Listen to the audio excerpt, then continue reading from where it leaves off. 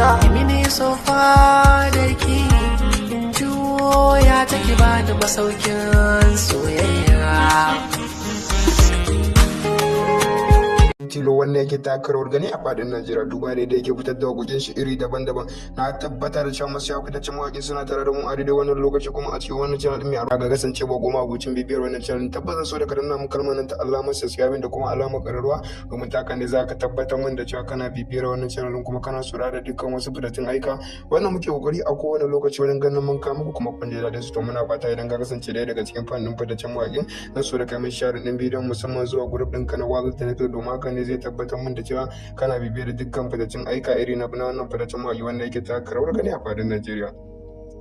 To ina roƙon musu ya fitaccen mawaƙi wanda suke bibiyar wannan channel din mai albarka su ci gaba da mun share da commenting da liking a cikin channel din domin haka ya kara tabbatar mana da cewa kuna bibiyar channel din kuma kuna sauraron dukkan wasu fasiyan aika iri daban-daban wannan muke kokari wajen ganin mun kawo muku kuma kun ji daɗin su kun yaba da su to muna kare muku godiya don share da commenting da liking nan.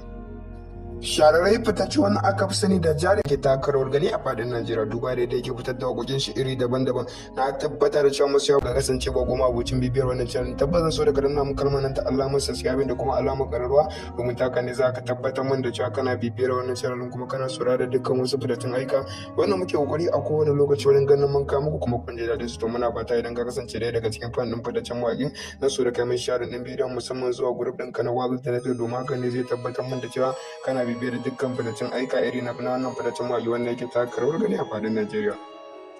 To ina roƙon masu ya fitaccen mawaƙi wanda suke bibiyar wannan channel din mai albarka su ci gaba da mun share da commenting da liking a cikin channel din domin haka ya ƙara tabbatar mana da cewa kuna bibiyar channel din kuma kuna sauraron dukkan wasu fasiyan aika iri daban-daban wannan muke kokari wajen ganin mun kawo muku kuma kun ji daɗin su kun yawa da su to muna ƙara muku godiya shararrai fitar da wakokin shi iri daban-daban. Na tabbata da cewa masu ya fitaccen mawaƙi suna tare da mu a daidai wannan lokaci kuma a cikin wannan channel ce ba goma abocin bibiyar wannan channel tabbata so da ka danna mu kalmar nan ta alamar subscribe da kuma alamar ƙararrawa domin taka ne za ka tabbatar min da cewa kana bibiyar wannan channel kuma kana saurara da dukkan wasu fitattun aika wannan muke kokari a kowane lokaci wajen ganin mun kawo muku kuma kun ji daɗin su to muna fata idan ka kasance ɗaya daga cikin fannin fitaccen mawaƙin na so da kai mai share ɗin bidiyon musamman zuwa group ɗinka na Wazo Tanato domin haka ne zai tabbatar min da cewa kana bibiyar dukkan fitaccen aika iri na wannan fitaccen mawaƙi wanda yake taka rawar gani a fadin Najeriya.